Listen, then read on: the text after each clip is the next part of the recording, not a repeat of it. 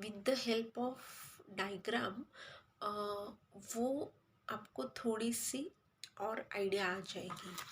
अभी सी with an example,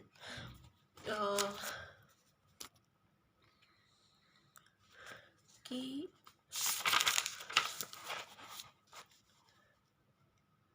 इतना सा ही आपको जो मेमोरी है, मीन्स ऐसे समझो कि इतनी सी ही आपको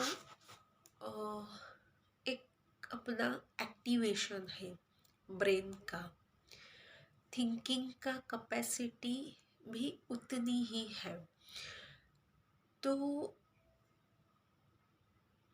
हम जो थिंक करते हैं और जैसे हमारी जो प्रोसेस होती है उसके हिसाब से ही वो रिएक्ट होने शुरू कर देते हैं।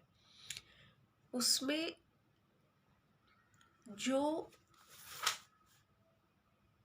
इस गोल का जो पीछे का जो साउंड है वो वैलिडेशन के साथ एक रीज़न के साथ वो जाता है, पर वो हमें पता ही नहीं चलता है। मीन्स वो एक्टिवेशन में ही नहीं होता है कि उसके पीछे भी बहुत सारी वजह होती है, रीजंस होते हैं बिहाइंड द रीजंस, क्योंकि वो थिंकिंग प्रोसेस में वो पोर्स ओपन ही नहीं होते हैं। सो दैट्स वाई वो थिंकिंग हम वो सामने ही नहीं इमीडिएट आते।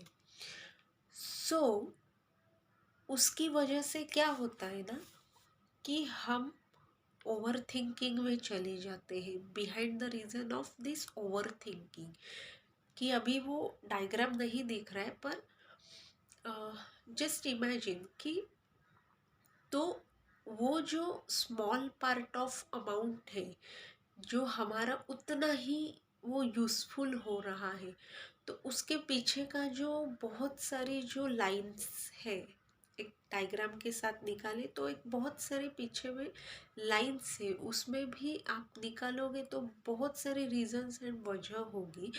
जो आप राइट थिंकिंग पे जाओगे तो वो आप खुद आइडेंटिफाई कर पाओगे।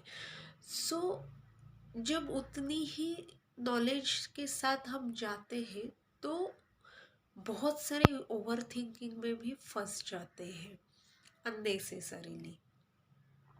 एक कैलकुलेटिव जो हमारा एक पोर्शन होता है उसके हिसाब से ही हमें वो अ, अ, वो उसके साथ ही हमें वो एडजस्ट होना पड़ता है और जाना पड़ता है। सो अभी वो हमारे फेस के कैसे पोर्स ओपन होते हैं, कोई भी हम अच्छे से क्रीम लगा लो, कोई भी एक यूज़ अच्छा सा प्रोडक्ट यूज़ कर लो, सो वैसे ही उस तरह ही है वो पोर्स को हमें धीरे धीरे ओपन करना है। मीन्स जो जो हाइड पार्ट है, जो रियली यूज़फुल वैलिडेशन पार्ट है, उसको राइट थिंकिंग के साथ उसको वो एक्टिवेट में लाना है।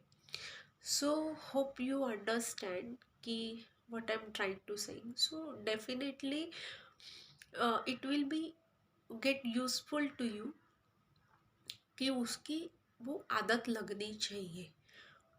तो बहुत ही वो एक स्ट्रॉन्ग वैलिडेशन के साथ वो स्ट्रॉन्ग बेस भी अपना धीरे धीरे क्रिएट हो सकता है।